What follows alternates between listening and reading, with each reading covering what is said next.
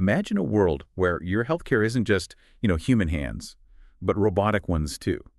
It sounds like science fiction, but it's already happening. And, well, it's a lot more complex, maybe more human than you'd think.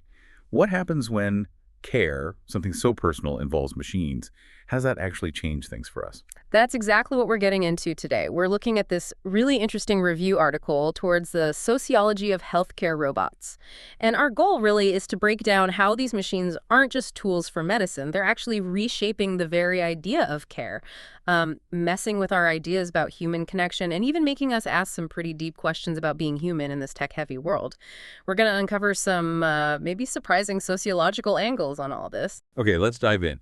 One of the first things that jumps out is how our physical interactions are changing. The article talks about effective techno-touch and soft robotics. So picture a robot that's actually designed to feel, soft or even fleshy, like the Huggy Bot. It's meant to reduce pain, give comfort. But here's where it gets really mind-bending. The idea that a machine's touch could, seep through the pores of skin, blurring that line between human vulnerability and, non-human presence. What does it even feel like? What does it do to how we see care and trust? Does care have to be human? It's fascinating, isn't it? And what's really interesting here is how our robot imaginaries, the ideas we already have about robots, maybe from films like Metropolis was way back when or whatever, how those ideas get woven right into the design and how we use them. Researchers found, for example, that some older adults saw robots as not really for me, but for someone really frail.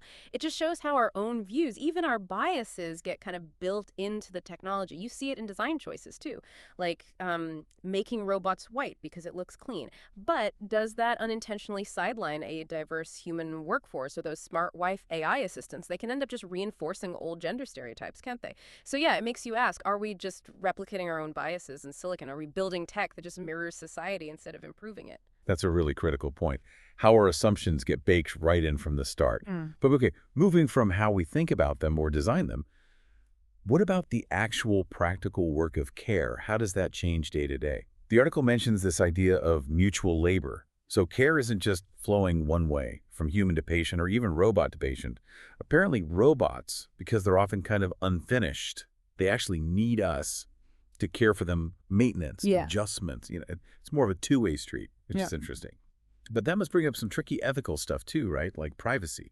If you've got a telepresence robot in your home, when is it really switched off? Exactly. That's a huge concern. Or cultural issues. Yeah. I think the article mentioned lifting robots in Japan being seen as, disrespectful. Yeah. Because human touch conveyed that peace of mind.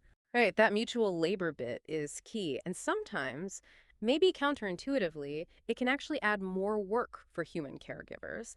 Now they're looking after the patient and the robot assistant. And if you zoom out, look at the bigger picture, you see what some people call techno-biopolitics emerging. Basically, these healthcare technologies, they're not neutral tools anymore. They're actively shaping our bodies, our health, our lives, often through collecting data, which leads into this whole area of surveillance capitalism creeping into healthcare. Patient data gets gathered, analyzed, maybe even sold. And the data profile that gets built can sort of format or fasten your identity. Your digital record starts defining who you are to the healthcare system. That obviously changes your experience of care pretty profoundly. Yeah. How do we make sure this data serves the patient, not just, commercial interests? Wow, yeah. This whole conversation really highlights how these robots are breaking down old boundaries.